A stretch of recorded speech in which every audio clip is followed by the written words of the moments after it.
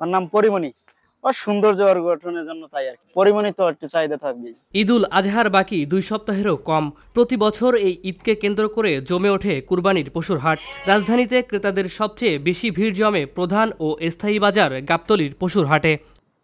সাধারণত ঈদের 10 থেকে 15 দিন আগে স্থায়ী ও অস্থায়ী পশুর হাটগুলো সাজানোর প্রস্তুতি নেন ইজারাদাররা। গাবতলীর স্থায়ী পশুর হাটে শুরু হয়েছে সেই প্রস্তুতি, চলছে শেষ মুহূর্তের তোড়জোড়।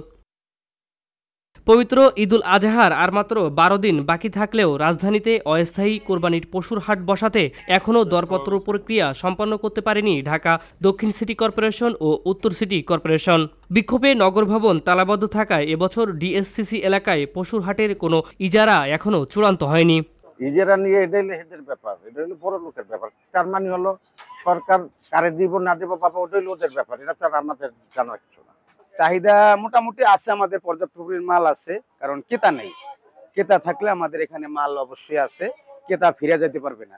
সবার জন্য মাল আছে, কমের থেকে শুরু করে 8 থেকে 10 থেকে শুরু করে 30, 40, 50, 60 পর্যন্ত আমাদের এখানে খাসি আছে। ঈদের বাকি বেশ কিছুদিন, তাই এখনও ক্রেতাদের তেমন ভিড় চোখে পড়েনি গাবতলীর পশুর হাটে। স্কুল কলেজ থেকে দল বেঁধে গরু দেখতে আসছে ছাত্ররা। আমরা জানি বাংলাদেশের সবচেয়ে বড় হাট গাবতলী।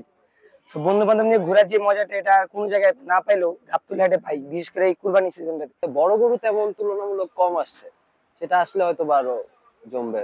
তীব্র গরম ও পশুর হাটে থাকার ব্যবস্থা ভালো না হওয়ায় এখনো পর্যন্ত দূর দূরান্ত থেকে গরু নিয়ে আসছেন না ব্যবসায়ীরা। তবে সময়ের সাথে সাথে গাবতলী পশুর হাটে গরুর সংখ্যা বাড়বে বলে জানিয়েছেন ব্যবসায়ীরা।